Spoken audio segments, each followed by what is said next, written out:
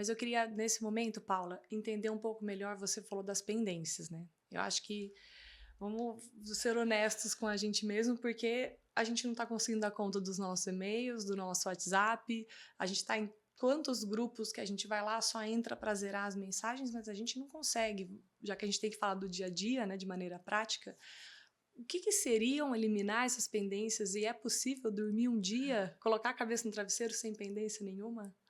É possível, claro que é possível. Aliás, nós estamos trabalhando para isso, né? Uma coisa são as coisas que eu tenho que fazer, que deve estar tudo anotado. Aí tem as ferramentas que a gente pode usar. Bem-vinda à tecnologia, né? Então a gente vai lá, usa as ferramentas, a ferramenta que a gente mais se adapta, ou usa a agenda. Se eu não tenho afinidade com tecnologia, a agendinha mesmo, anotar ali. São as coisas que eu tenho que fazer. Então, o que está anotado, você não considera uma pendência. Não, desde que. Aí que tá. É relativo, porque se tem uma coisa anotada já há um mês que eu estou postergando porque eu estou procrastinando, aí é pendência. Já a gente até brinca, é uma pendanga, porque é uma coisa que eu estou enrolando, enrolando, enrolando e não quero enfrentar. Pendência é tudo aquilo que eu já deveria ter resolvido, não resolvi, por N motivos. Preguiça, falta de vontade, medo, indisposição. Isso é pendência. Agora, aquilo que eu não consegui resolver, porque o dia não deu o tempo, porque a circunstância não permitiu, porque faltou, não depende de mim, mas está ali anotado, não depende, eu preciso de alguém, de um terceiro. Isso já não é pendência. Então, as pendências é desde uma gota d'água que cai na minha casa, que eu não chamo um, um, Um um encanador. encanador para ir lá e resolver para mim, isso é uma pendência, né? Aquela cortina que já está com furo, aquela camiseta que eu tenho que dar uma costuradinha, tudo isso é pendência. Até as coisas que eu tenho profissionais que eu não estou dando conta de fazer, ler os e-mails, é uma coisa que eu sento lá, faço, tenho que priorizar. O problema é que eu estou no meu estilo de vida, lembra que a gente falou? Eu não posso ficar assim num dia sem 3 horas sem entrar na internet, sem entrar nas redes sociais. Se eu ficar 3 horas sem ficar vendo o que está acontecendo no Instagram, eu vou ficar por fora. Por fora do quê? O que interessa para nós de verdade? Não, mas se eu não acompanhar aquele influencer, ou se eu não assistir tal série, eu não vou estar por dentro do assunto. Mas que assunto? Esse o que eu estou perguntando parece um pouco duro, né? Mas é realmente o que importa para mim. Então, pendência é até, sabe aquele monte de livros que eu ponho, que eu preciso ler, que a pessoa fala, putz, aquele livro é ótimo. Olha, você tem que ler aquilo lá. É, Olha, você já leu aquele tem livro? até o livro de 1001 livros que você tem que ler antes de Pois morrer. é, você vai ler 1001 livros, entendeu? Faz parte da sua realidade. Ah, não, eu sou um leitor voraz. Ok, é sua realidade ser leitor? É lá que você encontra o alimento que você precisa para manter os seus pensamentos em ordem? Certo, mas cuidado. Não leia muito. O excesso de leitura tira a nossa capacidade de acessar aquilo que eu construí. Então, não tem tempo para eu também ver o que está sobrando. Eu fico só repetindo, decorando, aprendendo coisas novas, ou pelo menos adquirindo conhecimentos novos. E é hora de colocar isso na prática. Porque quando a gente fala de autoconhecimento, exige muita prática. Conhecimento que está faltando muito, que a gente está tentando trazer para vocês aqui, mas tem que colocar na prática. Se ficar só no blá blá blá aqui, não adianta. E também não adianta ficar dando, pegando esse exemplo que você trouxe de livro, né? Pessoas que têm muitos conhecimentos, ficar palestrando e mostrando, olha o conhecimento que eu tenho, também não é por aí, né? Então, não é. A gente na Eulosofia tem um conceito que é nosso, assim, a nossa visão. Como que a gente organiza isso? A gente entende QI, que é coeficiente de inteligência, e a gente entende inteligência. O QI é todo esse conhecimento que é o quanto eu tenho a capacidade de adquirir conhecimento, que não é igual para todo mundo. Tem pessoas que têm uma capacidade de armazenar conhecimento muito grande, uma capacidade abstrativa muito maior que outras. Não tem problema nenhum. Não importa o quanto eu tenho, aquilo que eu tenho eu estou usando bem. Por quê? Porque é aí que vem a inteligência.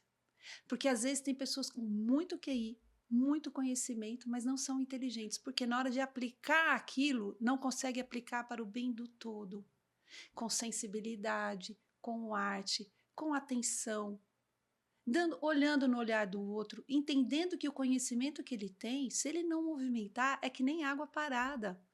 A água é o que nos alimenta. Ó, tô aqui com um copo de água porque esse copo de água me dá a energia que eu preciso para estar aqui falando com vocês. Senão eu não ia conseguir, certo? Acontece que o conhecimento, ele é a mesma coisa. Mas mesmo essa água pura, se você deixa ela parada, o que acontece? Vai Faz apodrecer. miasma, apodrece, fica fedida, vai trazer mofo, vai trazer um monte de doenças para sua casa. Os conhecimentos não são diferentes. Conhecimento parado em nossa mente vira doença, vai nos empobrecendo. É um peso, é que nem aquele saco de batata que eu estou carregando, se eu não aplicar, não funciona. Então, pessoal, temos que ir atrás de conhecimento sim, mas a gente tem que trabalhar agora para ter postura, comportamento, colocar em prática o que a gente está vendo. Nos tornarmos pessoas que a gente goste. Né? Paula, o que eu tenho que fazer? Quando que eu preciso mudar? Bom, quando eu começo a ter um monte de sintomas que eu vejo que alguma coisa está errada. Eu tenho pesadelo, eu acordo insatisfeito comigo mesmo, eu fico escondendo as coisas de mim. Não, eu não faço isso, imagina, acabei de fazer. Eu nego as coisas que eu estou fazendo. Aí, né, eu nego as coisas que eu estou falando. Eu estava conversando com uma amiga essa semana e ela falou: Nossa, eu estava conversando com a minha mãe, isso ela me contando, e a minha mãe contou para mim uma pessoa que eu sou e eu não gostei do que ela me trouxe. Então, muitas vezes a gente não escuta, a gente não consegue nos enxergar, a gente não vê esses comportamentos, né? Mas quando alguém dá um retorno sobre aquilo que nós somos e a gente não gosta, também é um excelente caminho, né? E a gente está muito suscetível. Quando alguém vem falar, não gostei disso, a gente fala, ele não sabe nada, das costas, sai andando. Esse é um comportamento que todo mundo, eu estou enxergando aí fazer. Quando você olha de fato e assume, poxa, tô pisando na bola. Isso, porque a gente reage, a gente não reflete. Então, por exemplo, como é que eu vou falar para minha mãe que ela não me conhece? Opa, é uma das pessoas que mais nos conhece, porque viu a gente nascer, né? Então ela nos conhece, ela sabe, ela pode não acertar todas, porque tem coisas que não é justo, cuidado também, né? Se der algum presente que não te serve, jogue fora, mas discernir aquilo que essa pessoa que eu não gosto é a pessoa que eu tenho que ver para mim mesma e conviver. Então, eu não gosto, ok, vou mudar. Vou tomar consciência primeiro, vou observar essa pessoa, que sou eu mesma. Então a gente já entrou aí numa primeira regrinha que nós vamos passar o primeiro movimento, que nós vamos passar daqui a pouquinho. Mas antes eu queria falar sobre os impulsos indesejados, que é uma coisa que é batata para a gente perceber que a gente está saindo, que as pendências, os excessos de pensamentos inacabados. O que são os pensamentos inacabados? Tudo aquilo que eu começo, paro e deixo, os pensamentos que eu vou alimentando, as coisas que eu compro para mim, esses livros que eu tô, são pendências que eu vou deixando na minha mente sem finalizar. Sabe esses livros, todo mundo lê isso, faz aquilo, você já fez aquilo? E eu fico com as coisas tudo abertas na minha mente. O problema é que esses pensamentos inacabados, eles vão se juntando e eles formam ideias, e formam ideias desconexas. E aí a gente começa a ter ideias que não fazem parte do nosso contexto e a gente se confunde e quer botar em prática. Bom, a gente está vendo a confusão que nós estamos vivendo e como as pessoas estão. Desculpa falar, mas a gente está vendo muita bizarrice, porque hoje parece que o que é certo é ser aquilo que você não é, ou trazer tudo que você tem de ruim para fora, que é esse estilo de vida de curtir, de nada contra. Paula, você não curte? Claro que eu tenho meus momentos de ter uns momentos de prazer, fazer as coisas que eu gosto, que me fazem bem, mas dentro da minha realidade, do meu contexto, refletindo aquilo que realmente me faz bem. Nós podemos ter o prazer, hein? Não é que é, mas tudo dentro daquilo que me pertence e não daquilo que estão me dando e eu estou comprando sem sentido. É porque eu entendo que o prazer que você está falando é aquele prazer que alimenta a alma, né?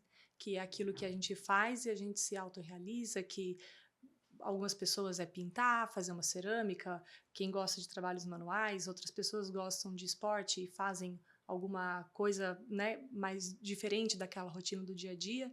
E o que nós estamos fazendo hoje é a gente identifica um influencer, alguém que tem algum status que a sociedade acha que aquele estilo de vida é interessante, e aí a gente copia aquela pessoa sem saber se aquilo de fato é o que nos alimenta, mas para que a gente possa ser reconhecido pelo meio que a gente vive, né? Que é outra proposta. E aí as nossas carências vão perdendo o controle e a gente começa a ter os impulsos indesejados. Mas impulsos indesejados, o que é isso? Né? Eu começo a perceber que eu sou uma pessoa invasiva. Eu nunca imaginei que eu fosse uma pessoa invasiva. Eu sempre achei que eu fosse uma pessoa respeitosa. Não, eu sou invasiva. Porque a gente tem uma autoimagem diferente daquela que a gente está expressando. Por quê? Por causa dessa bagunça, tanto dos pensamentos quanto das emoções. E a gente acaba tendo esses impulsos indesejados que nós vamos falar agora. E quando eu começo a observar os impulsos indesejados, isso vai me trazendo outra qualidade de vida.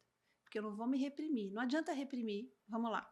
antes de falar deles, não adianta você reprimir, não adianta negar, não adianta ficar. Às vezes a gente fica constrangido com a gente mesmo, mas esse constrangimento é positivo, porque esse constrangimento é a alavanca para que eu possa refletir e buscar novas saídas. Agora, reprimir, se julgar, ficar se punindo, não.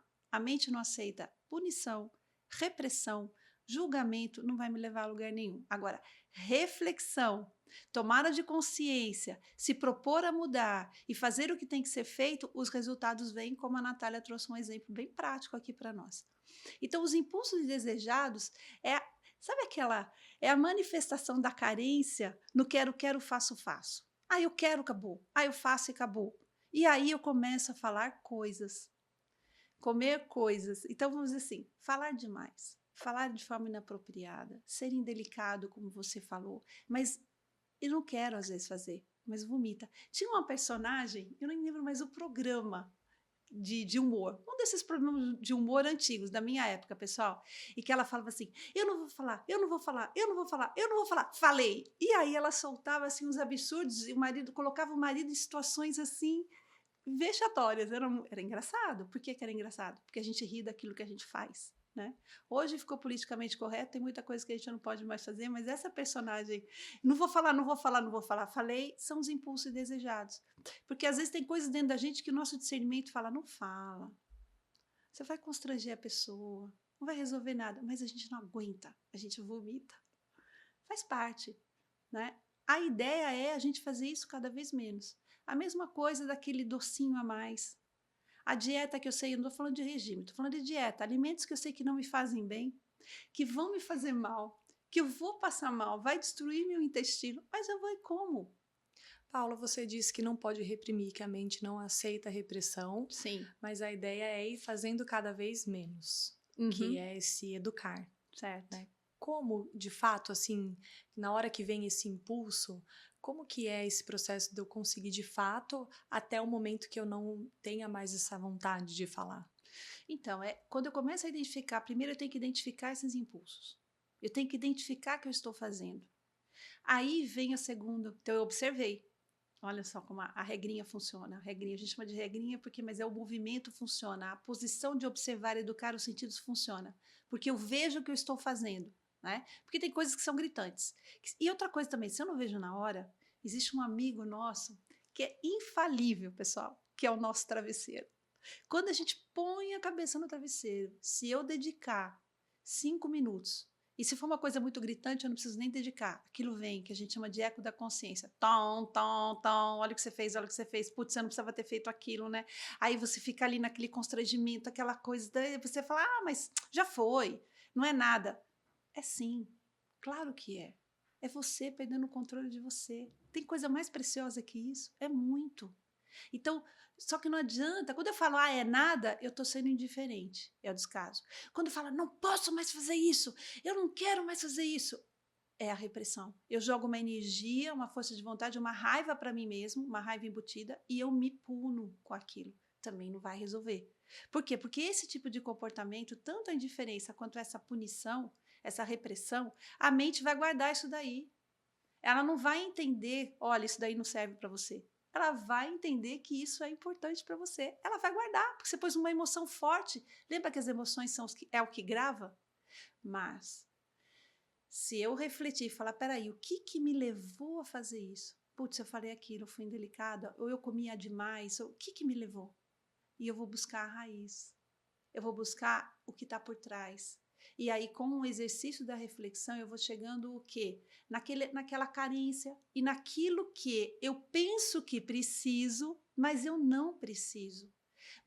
A maioria das coisas, a gente fala muito quando fala de carência, pensa lá no que o pai deixou de dar, no que a mãe deixou de fazer, nos nossos dramas e tudo aquilo que a vida, que é difícil, sim, existe, não estou negando, certo? Mas espera aí, tem coisas que eu estou acreditando que eu preciso, eu não preciso, eu posso resolver. Então eu começo pelas pequenas coisas, pelas coisas mais simples e vou trabalhando.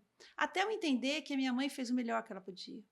O meu pai fez o melhor que ele podia e que eu não sou mais aquela criança e que hoje eu posso lidar diferente com essa emoção, mas pela reflexão.